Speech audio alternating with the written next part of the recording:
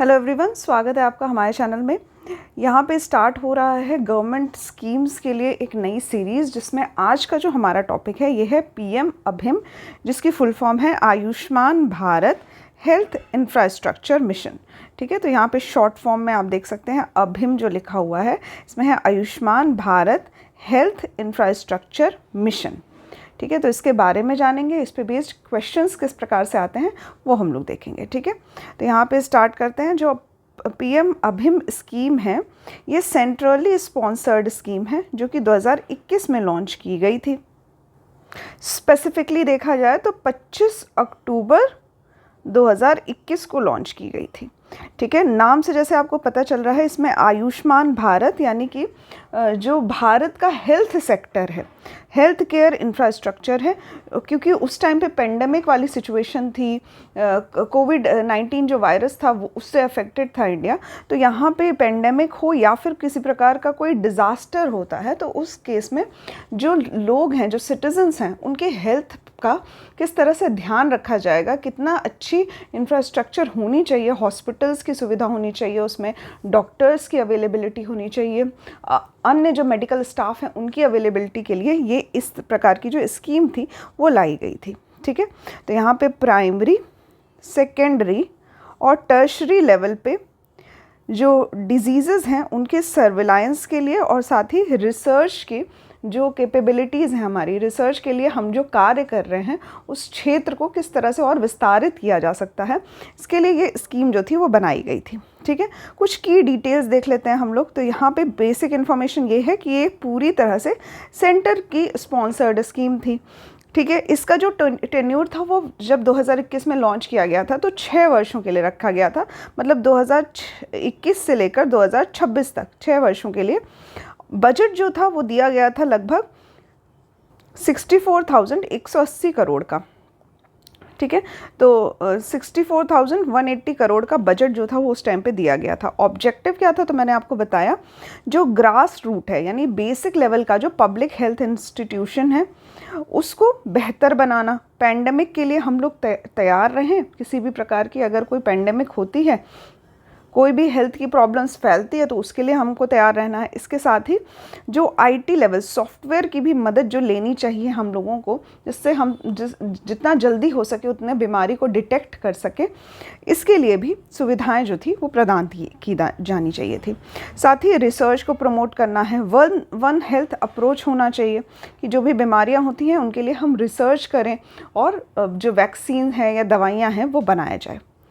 कुछ और फीचर्स देख लेते हैं। तो यहाँ पे आयुष्मान आरोग्य मंदिर की स्थापना करना था। इनका टारगेट था लगभग 11,044 अर्बन हेल्थ और वेलनेस सेंटर बनाए जाएंगे आयुष्मान आरोग्य मंदिर के नाम से।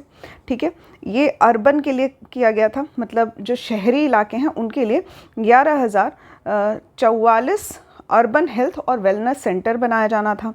साथ ही ब्लॉक लेवल पर ब्लॉक पब्लिक हेल्थ यूनिट्स बनाई जानी थी, जिसको BPHU कहा जा रहा है। तो लगभग 3,382 BPHUs बनाए गए थे। 11 फोकस स्टेट्स थे जहाँ पे ये बनाया गया था। आयुष्मान आरोग्य मंदिर जो है वो, अगर हम लोग गांव की बात करें, रूरल एरियाज़ की बात करें, तो लगभग 7 हाई फोकस स्टेट्स थे जहाँ पे पॉपुलेशन लगभग ज़्यादा है, और इसमें 3 नॉर्थ ईस्ट स्टेट्स भी थे। कौन कौन से स्टेट्स फोकस किए गए थे तो बिहार था, यूपी था, साथ ही वेस्ट बंगाल, झारखंड, उड़ीसा, पंजाब, राजस्थान, इस पे स्पेशल फोकस किया गया था। और 3 नॉर्थ ईस्ट के स्टेट थे, तो असम हो गया, मणिपुर हो गया और मेघालय हो गया। इसमें क्रिटिकल केयर हॉस्पिटल ब्लॉक्स बनाने थे। ठीक है, क्रिटिकल केयर हॉस्पिटल ब्लॉक्स जिसमें 12 सेंट्रल इंस्टीट्यूट्स शामिल थे, और वो सभी जगह पे जहाँ पे पॉपुलेशन जो है 5 लाख से ज़्यादा है उन सभी डिस्ट्रिक्ट्स में इस तरह के क्रिटिकल हेल्थ हॉस्पिटल ब्लॉक्स बनने थे।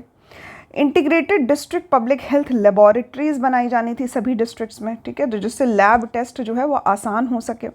हेल्थ इमरजेंसी ऑपरेशन सेंटर्स बनाए जाने थे कि जो 24 घंटे 24/7 जो है वो मदद प्रदान कर सके। तो हेल्थ इमरजेंसी ऑपरेशन सेंटर्स लगभग 15 बनाए जाने थे। डिजीज़ सर्वेलांस को ज़्यादा तेज़ करना था, जिस तरह से हम लोग जो बीमारी है उसके रोकथाम कर सकें। तो पहले उस बीमारी को एक सर्विलांस के माध्यम से डिटेक्ट कर सकें। ठीक है, तो इसके लिए 20 मेट्रोपॉलिटन सर्विलांस यूनिट्स बनाई जानी थी, 5 रीजनल बनाए जानी थी सेंटर्स। ठीक है, बायो सिक्योरिटी एंड रिसर्च, तो नेशनल लेवल पर वन हेल्थ वाली सेफ्टी प्रदान करनी थी। इसके लिए कुछ 9 बायो सेफ्टी लेवल 3 लैब्स बनाई जानी थी और 4 regional national institutes of virology. Virology का काम क्या होता है, ये वैक्सीन्स बनाते हैं। पहले ये एक्सट्रैक्ट करते हैं, जो भी वायरस होता है उसको एक्सट्रैक्ट किया जाता है बीमारी से, फिर उसके बेसिस पे उसका वैक्सीन बनाया जाता है। तो 4 regional national institutes of virology बनाई जानी थी।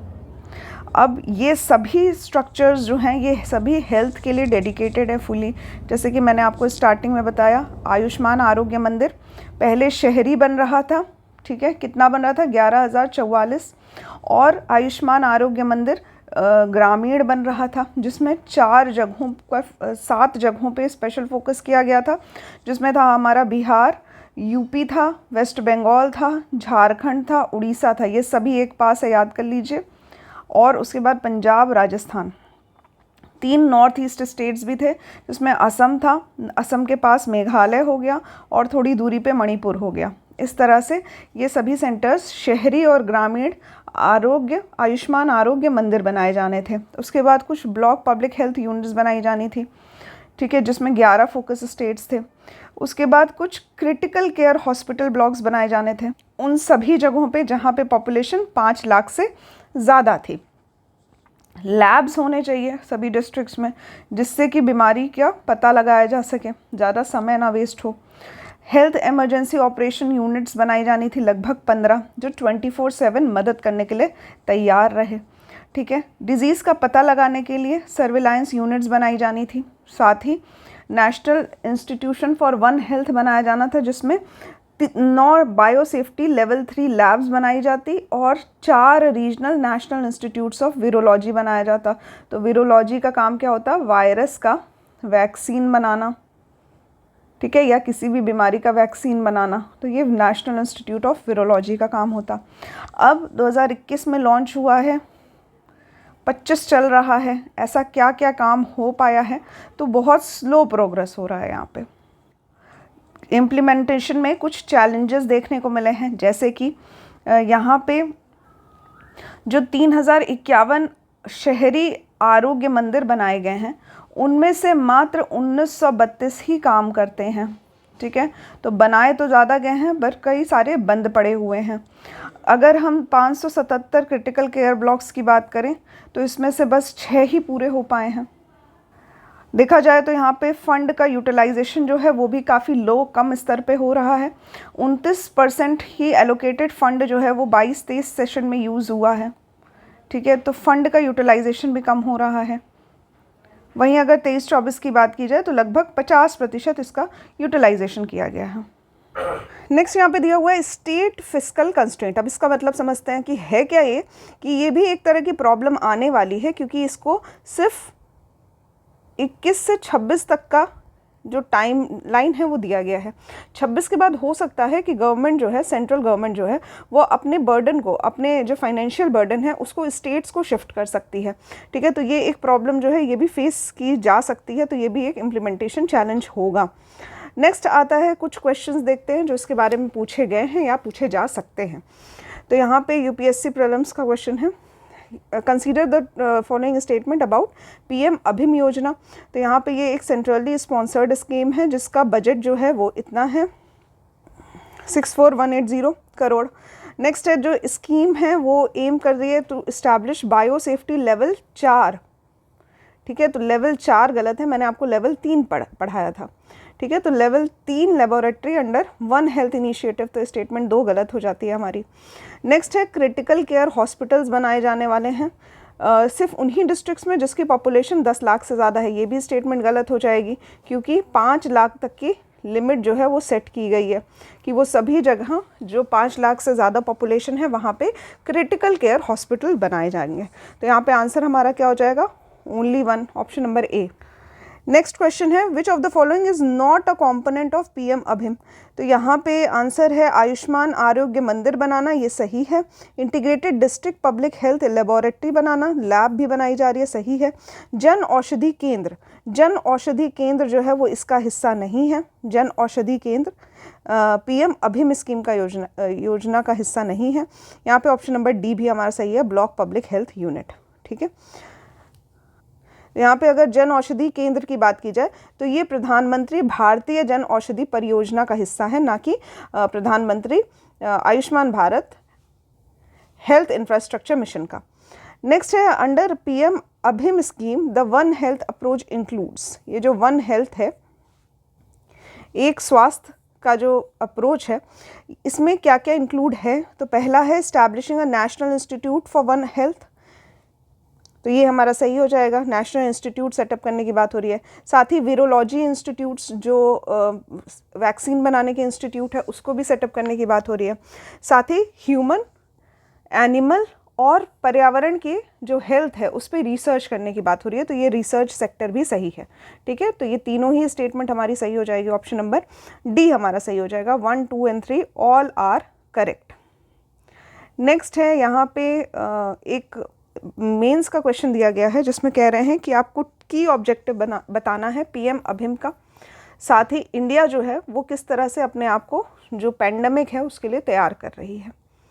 ठीक है, तो यहाँ पे सजेस्टेड आंसर भी दिया हुआ है। ये जो पीडीएफ है ये आपको हमारे टेलीग्राम चैनल पे मिल जाएगी। ठीक है, तो आप कमेंट बॉक्स में एक बार कमेंट कर दीजिएगा कि अगर आपको इस पीडीएफ की रिक्वायरमेंट होगी तो हम अपने टेलीग्राम चैनल पे इसको आपको दे देंगे। नेक्स्ट यहाँ पे दिया हुआ है कुछ और क्वेश्चंस, जैसे कि पीएम अभिम के तहत निम्नलिखित में से कौन सा घटक शामिल है? ठीक है, जन औषधि केंद्र, ये गलत है। प्रधानमंत्री उज्ज्वला योजना, ये भी गलत है।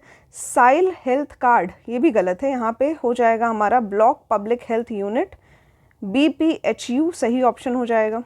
ठीक है, तो इसके तहत लगभग 3382, ठीक है, 3382 BPHU बनाने का जो योजना है वो तैयार किया गया है।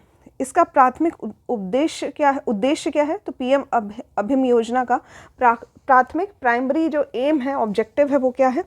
तो यहाँ पे महामारी या फिर आपदा, ठीक है, 2 वर्ड यूज़ किए गए हैं, या तो पेंडेमिक या फिर कोई डिज़ास्टर, आपदा के लिए स्वस्थ प्रणाली को सक्षम बनाना, ये है इसका उद्देश्य। ठीक है, ऑप्शन नंबर बी हमारा सही हो जाएगा।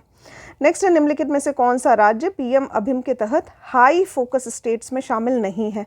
तो मैंने आपको बताया था हाई फोकस स्टेट 7 हैं और 3 नॉर्थ ईस्ट के स्टेट्स आते हैं। ठीक है, तो 7 स्टेट्स में कौन शामिल नहीं है? उत्तर प्रदेश शामिल है, बिहार भी शामिल है, झारखंड शामिल है, केरल शामिल नहीं है, तो ऑप्शन नंबर सी हमारा गलत हो जाएगा। और कौन से राज्य हैं? तो यहाँ पे पश्चिम बंगाल है, साथ ही राजस्थान, पंजाब, उड़ीसा भी शामिल है।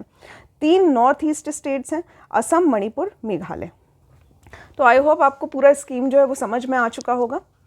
यहाँ पे आपको कमेंट बॉक्स में 2 चीज़ें बतानी है। पहला कि पीएम अभिम स्कीम लॉन्च किस डेट को हुई थी, और दूसरा आपको बताना है अगर आपको इसकी पीडीएफ चाहिए तो आप लोग एक बार कमेंट कर दीजिएगा, मैं टेलीग्राम चैनल पे इसको सेंड कर दूँगी। ठीक है, तो आज के लेक्चर में बस इतना ही। Thank you for watching.